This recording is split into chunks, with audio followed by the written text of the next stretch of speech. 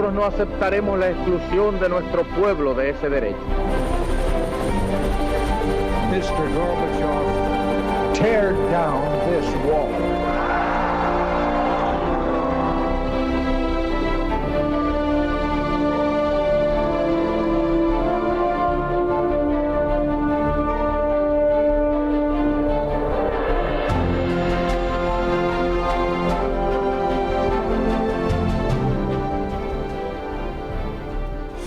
Señoras y señores, bienvenidos a Tiempos Modernos. El 12 de octubre de 1868, España abandonó Guinea Ecuatorial. Como en el caso de otros países africanos, la antigua colonia quedó en manos de un hombre despiadado, Francisco Macías Nguema. Inspirado en los regímenes comunistas y admirador de Hitler, Macías instauró un régimen de terror que duró 11 largos años. La historia de la Guinea de Macías Nguema supera todo lo imaginable.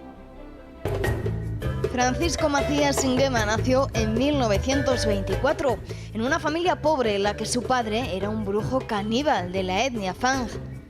En uno de los rituales de hechicería para conseguir poder, sacrificó a uno de sus hijos, lo que traumatizó para siempre a Francisco y le volvió aún más retraído. A los 9 años su padre fue asesinado por un administrador colonial y su madre se suicidó una semana más tarde, dejando huérfanos a los 11 hermanos. Fue educado por una familia española, quien le bautizó e inscribió en una escuela de primaria, lo que le facultaría más tarde trabajar en la administración española, hacerse propietario y llegar a delegado del gobierno y más tarde a alcalde de Mongomo. Tomó contacto con los nacionalistas y fue radicalizando su posición y oponiéndose a una salida pactada de España de la colonia. Rechazó la Constitución de 1968 y entró en conflicto con el Movimiento Nacional de Liberación de Guinea Ecuatorial. Fue entonces propuesto como candidato a la presidencia en su calidad de independiente frente a Bonifacio Ondó, quien representaba el partido más favorable a España y que apenas 6 meses más tarde estaría muerto a manos del nuevo régimen instaurado por Macías.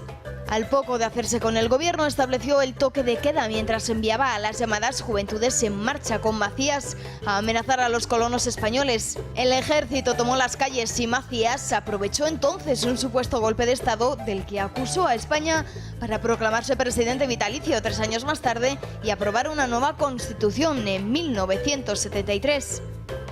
En las elecciones presidenciales de ese año obtuvo el 99% de los votos, siendo el único candidato que se presentó. Asimismo, el Partido Único Nacional de los Trabajadores obtuvo todos los escaños en disputa en las elecciones parlamentarias que siguieron, y todo aquel del que se tuviera noticia que no había votado a dicho partido fue encarcelado. Inspirado en los regímenes comunistas, proscribió todos los partidos, excepto el suyo, al tiempo que manifestaba su admiración por Adolf Hitler, al que atribuía la independencia africana. Guinea Ecuatorial fue cerrándose al mundo y Macías, obsesionado por el poder, se hizo nombrar ministro de Justicia, de Finanzas, de Exteriores y de Defensa, además de general del ejército. Comenzó a perseguir a la Iglesia y a la vieja guardia del nacionalismo ecuatoguineano, suprimiendo todas las libertades civiles y políticas. La espiral represiva alcanzó su cenit mediada la década, cuando asesinó a sus antiguos ministros, a la mayoría de los antiguos parlamentarios y a varias docenas de funcionarios, policías y militares. Celebró la Nochebuena de 1975 ejecutando a 1,5 centenar de opositores en el estadio de Malabo, vistiendo de Papá Noel a sus soldados mientras sonaba por los altavoces su canción favorita, Those Were the Days, de Mary Hopkins. Reprimió con dureza a la etnia Budi, una de las 2 mayoritarias del país, junto a los Fang, mientras practicaba la magia y aseguraba en público que tenía poderes sobrenaturales.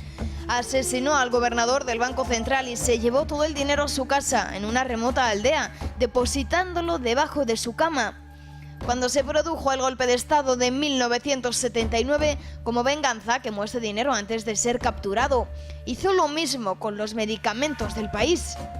En agosto de 1979, su sobrino Teodoro Obiang puso punto final a su carrera mediante un golpe de Estado que lo depuso y, tras un juicio militar, lo condenó a muerte y ejecutó un mes después.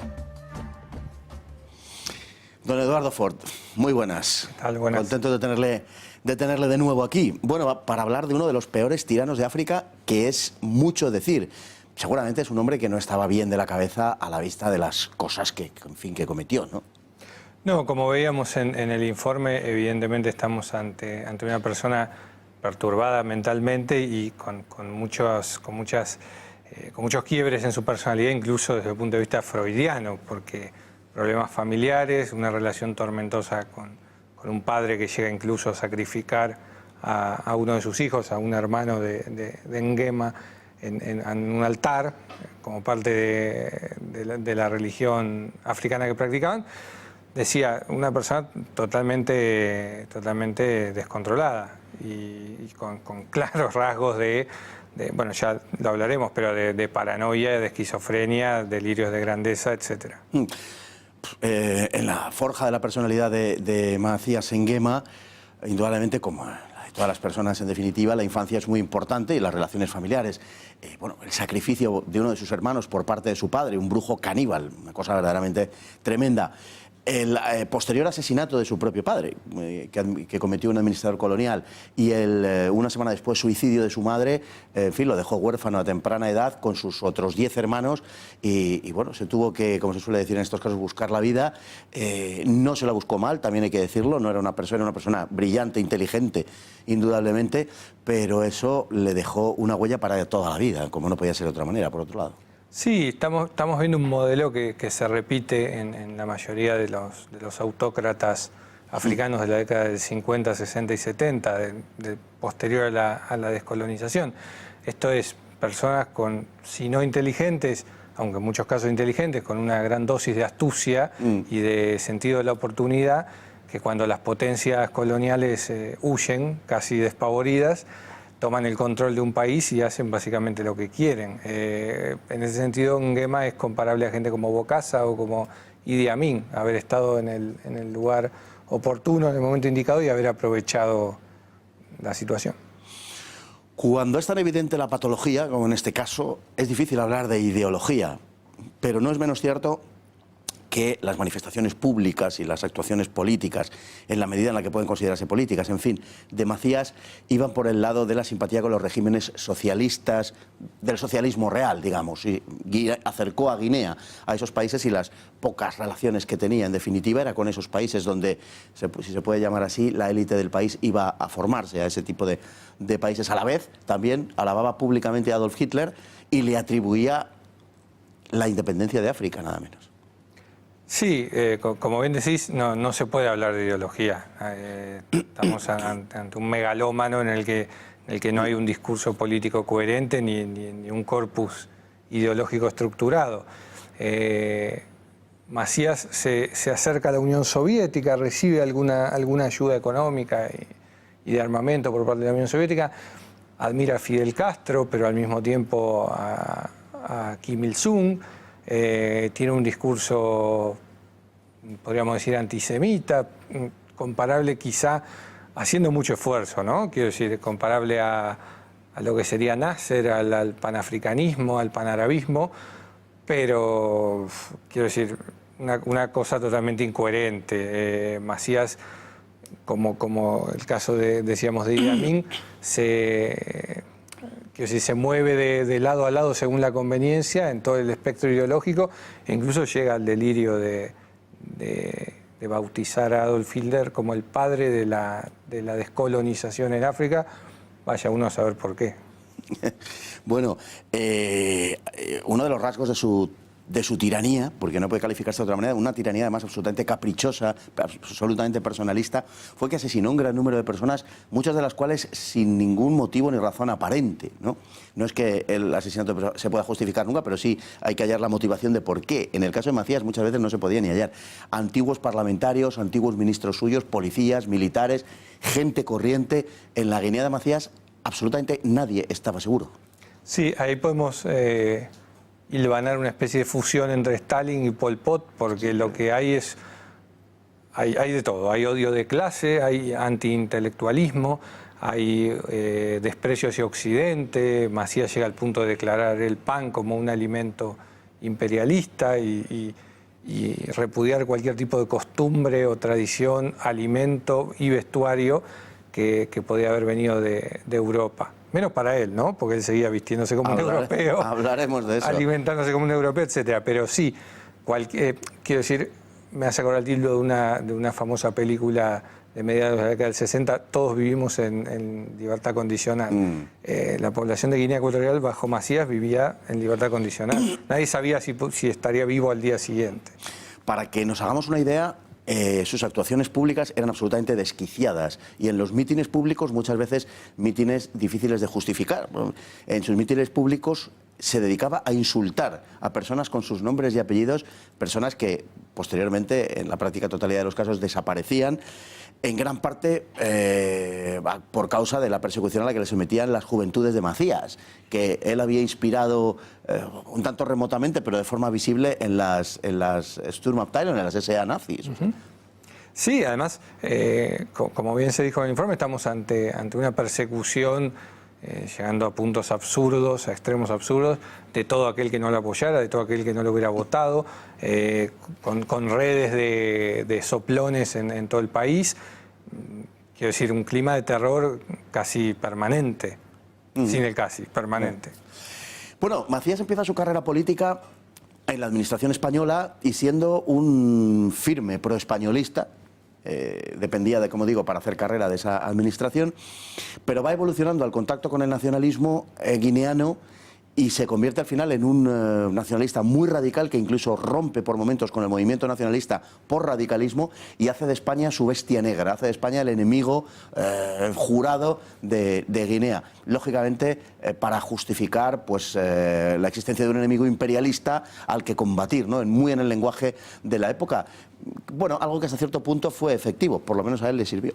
Sí, Macías como, volviendo al ejemplo de Idi Amin, empieza su carrera como un funcionario colonial bastante mediocre. De hecho, fracasa 3 veces en el intento de ingresar al servicio público colonial, por llamarlo así. Finalmente lo consigue, se cree que por cuestiones de nepotismo y favoritismo. Claro, cuando se produce la independencia de Guinea, Macías piensa que España le va a dar una mano, que lo va a financiar, que no le va a retirar el apoyo, y España básicamente se fue. Entonces ahí es cuando se convierte en la bestia negra, el país del cual había dicho Macías en su momento que se llamaba Francisco por Franco, el hombre que más admiré en la vida, llegó a decir. Pero claramente España se convierte se ubica en el punto de mira del régimen como la potencia colonial opresora que por otra parte nunca fue. Bueno, Macías a lo largo de su mandato ordenó que todos los guineanos africanizaran su nombre porque él lo había hecho en ese combate contra el imperialismo que él se había forjado y se había imaginado, y llegó al punto de prohibir la comida occidental, de prohibir el pan, ¿no? Como se ha dicho, porque era imperialista, porque era un alimento occidental. O sea, una auténtica locura. Toda la población tuvo que africanizar sus nombres y dejar de comer pan, porque, entre otras cosas, en Guinea no había pan. Uno piensa que más bien lo que sucedió fue un poco lo contrario, es decir, ante la carencia alimentaria tan evidente, lo que hizo fue, bueno, pues lo de las zorras y las uvas, ¿no? Claramente, Macías emite una larguísima lista de prohibiciones absurdas de implementos y de objetos de origen occidental, incluyendo los zapatos, por ejemplo, y obviamente adquiere una habilidad magnífica, como muchos nefastos dirigentes africanos, para arruinar un país que tenía todo para ser una gran potencia. Guinea, en la época española, era el país africano con la renta más alta, el país de África negra, con el subsahariano, que dicen ahora. Pues lo de negro parece que queda muy feo. Con la renta más alta, sencillamente cortaba la electricidad y la población de la capital de Guinea Ecuatorial se quedaba sin electricidad hasta que él volvía de viaje. Al final eliminó la electricidad de la capital de Guinea y solo la reservó para sus palacios. Bueno, es una metáfora perfecta de cómo un país se convierte en la hacienda de una única persona. Me voy del país, corto la electricidad. Bueno, el gobierno básicamente se caracterizaba por la venalidad, por el capricho, hasta el punto de que cuando se siente lo suficientemente fuerte, asesina al presidente del Banco Central, se queda con el dinero que hay en la caja, se lo lleva a su casa, lo mete debajo de su cama en unas maletas que había dispuesto, y cuando su sobrino da el golpe de Estado, cuando Obiang da el golpe de Estado para acabar con aquello, él escapa a su casa donde tiene el dinero, y cuando lo van a atrapar lo que hace es que quema el dinero. Dice, si no es para mí, no es para nadie, desde luego para ningún guineano, y quema el dinero. Hizo lo mismo con las reservas de medicamentos de Guinea Ecuatorial. Las requisó todas, dejó a los guineanos sin medicamentos. Claro, es la concepción, me hace acordar a la familia Somoza, cuya cuenta bancaria era básicamente la cuenta de Nicaragua, y las exportaciones se pagaban a la cuenta de los Somoza. Macías fue básicamente eso. Para él Guinea era, como dijimos, su finca, y bueno, así como cuando se iba, cortaba la electricidad, el dinero lo escondía debajo de su cama, lo quemaba para que o jugara él o no jugara nadie, y así terminó. Obviamente, seguramente lo comentaremos, lo que vino después es ni más ni menos que una versión quizá más liviana, pero del mismo tenor del propio Macías. Bueno, hay una vena muy antiintelectual que efectivamente nos remite a Pol Pot, nos remite a los Jemeres Rojos, y es la persecución contra todo lo intelectual. Es decir, contra, por ejemplo, la ciencia y la tecnología. Macías decía que eran imperialistas y que, por tanto, en Guinea Ecuatorial estaba de más, ¿no? Persiguió a los literatos, persiguió a los estadísticos, de tal manera, una cosa muy estalinista, de tal manera que, claro, no hay estadísticas de esa época en Guinea, porque a ver cómo se hacían y quién se atrevía a hacerlo, ¿no? Era algo profundamente antiintelectual, justificado en la propia tradición, en este caso africana. Pol Pot lo hacía en la tradición Jemer, ¿no? No tenía que ver nada que no fuera propiamente de aquella tradición. Bueno, pues Macías hizo exactamente lo mismo, una persecución contra todo aquel que hubiera tenido un cierto nivel intelectual en el país, como hizo Pol Pot. Y al mismo tiempo expulsa a las órdenes religiosas que tenían, órdenes religiosas claramente católicas, que tenían escuelas privadas en el país, con lo cual las escuelas terminan siendo fábricas de doctrina y de ideología del propio Macías. Los españoles, al poco a los meses de proclamar la independencia de Guinea Ecuatorial, que se hizo por parte de España, se puede enjuiciar de muchas maneras, desde luego, pero no exenta de una cierta generosidad en última instancia. Sin embargo, los españoles tuvieron que salir corriendo de allí, como digo, a los pocos meses, por la persecución a que el régimen les empezó a someter, y el propio Macías lanzaba discursos incendiarios contra los españoles y en favor, claro, de una persecución de los colonos, sobre todo en las principales ciudades. Hubo una expulsión de los españoles que habían quedado, de las fuerzas de la Guardia Civil que estaban en el país, y una requisa de tanto del armamento en el caso de la Guardia Civil, cuanto de las propiedades y el dinero de los propios españoles. Llevó a cabo una política también de enfrentamiento con su vecino, con Gabón. Por cierto, que la familia de Macías procedía de Gabón originariamente. Emigró, o bueno, fue expulsada, hay que decirlo, más bien todo su clan, el clan que llamaban de los gorilas, fue expulsado, se asentaron del país, se asentaron en Guinea Ecuatorial. Era difícil verdaderamente determinar dónde empezaba y dónde terminaba Gabón y Guinea Ecuatorial, porque es una selva ecuatorial impenetrable en muchas zonas. Lógicamente aquello no figura más que en un mapa, pero se asienta en Guinea Ecuatorial procedente de Gabón. Bueno, él tuvo siempre una relación muy dura, muy difícil con Gabón, y hubo una guerra latente que a veces saltaban algo más que chispas. Sí, se llega a una disputa territorial por el islote de Mbanyé con Gabón. Gabón, que todo hay que decirlo, desde la década del 60 se convirtió en uno de los países más estables de África, con lo cual se da el mismo caso que con Uganda, esto de tener un vecino impresentable. Gabón llega a invadir algunos kilómetros, una franja de territorio de Guinea Ecuatorial, y hay un tratado que luego Macías desconoce, un tratado de paz entre Gabón y Guinea Ecuatorial, en el que se le otorgaba la propiedad de este islote.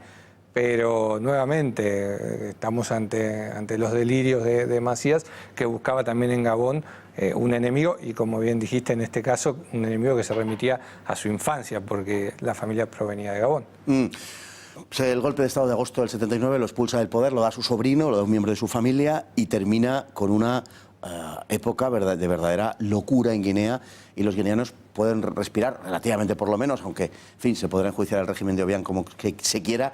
Es indiscutible que se trata de una mejora con respecto a lo que había antes, porque hay que subrayar e insistir que el reinado, que así hay que llamarlo, de Macías, fue verdaderamente una cosa de locos. Una cosa de locos, y para dar otro ejemplo, porque creo que enriquece, estamos hablando de una persona que en el caso de la isla de Annobón, que era de población mayoritariamente española, llegó a cerrar la entrada y salida de la gente de la isla, donde hubo una epidemia de cólera. y dejó que la gente se muriera porque no dejó entrar medicamentos que, como comentaste, se los había quedado en su mayor parte, con lo cual sí, cualquier cosa que haya venido después con las complejidades del caso de Obiang y de su hijo Teodorín, sí, fue mejor, claramente. Sí. Más en el caso de Annobón, incluso la población nativa era pro-española, y lo mismo pasaba con los madereros, por ejemplo, emprendió una persecución de los madereros simplemente por eso, porque eran pro-españoles. Bueno, pues don Eduardo, muchísimas gracias por acompañarnos hoy, espero que esté con nosotros en más ocasiones. Le reitero el ofrecimiento y el agradecimiento, igualmente a todos ustedes, el agradecimiento por estar ahí cada día, y hasta el próximo programa, si Dios quiere.